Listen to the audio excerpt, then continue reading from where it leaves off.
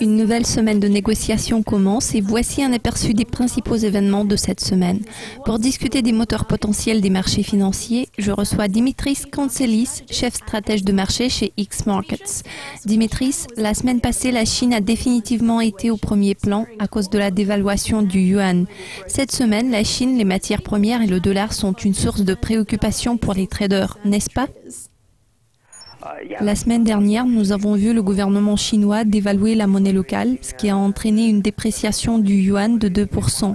C'était sa plus forte baisse journalière, jamais connue depuis 1994. Ce mouvement a provoqué la chute des matières premières. Le Bloomberg Commodity Index a chuté à son plus bas sur 13 ans, ce qui est dû en grande partie au pétrole qui a atteint son plus bas sur 6 ans à presque $43 le baril.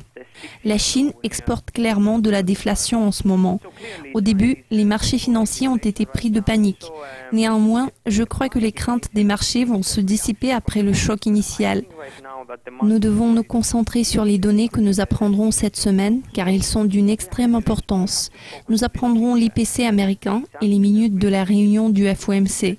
Il faudra les examiner scrupuleusement, car les marchés cherchent à comprendre à quoi on peut s'attendre en septembre.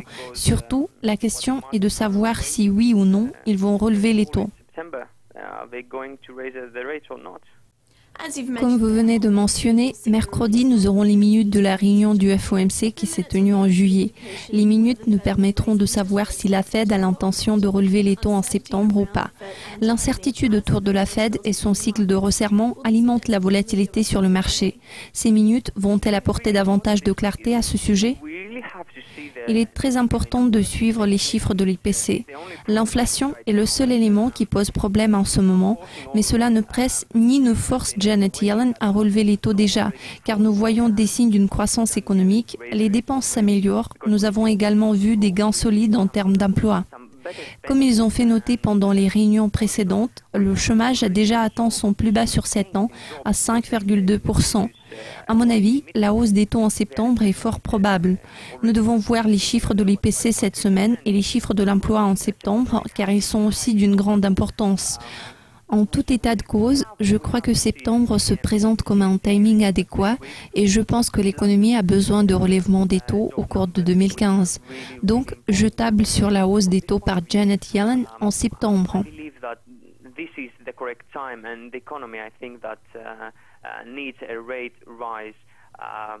Within the 2015, I think Fed and Janet Yellen will deliver a rate hike in September. Quels sont d'autres événements clés à ne pas rater cette semaine ? Chaque été, la Fed dresse le bilan de l'activité économique. À la fin de chaque été, la Réserve fédérale a tendance à passer à l'action. C'est à cette période de l'année que Ben Bernanke avait signalé la poursuite de l'assouplissement quantitatif au troisième trimestre. Et l'année dernière, Mario Draghi a annoncé un mouvement important qui signifiait déjà une annonce d'un QE pour la zone euro.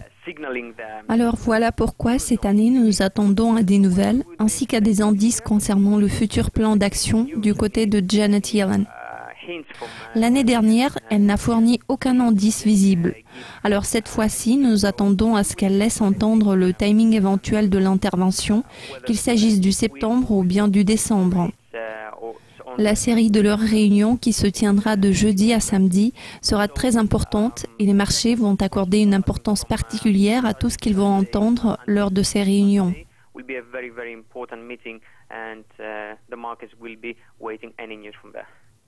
Cela conclut la liste des événements clés qui retiendront l'attention des marchés cette semaine. Nous allons surveiller toutes les actualités et nous vous invitons à suivre nos mises à jour régulières sur Dukascopy TV.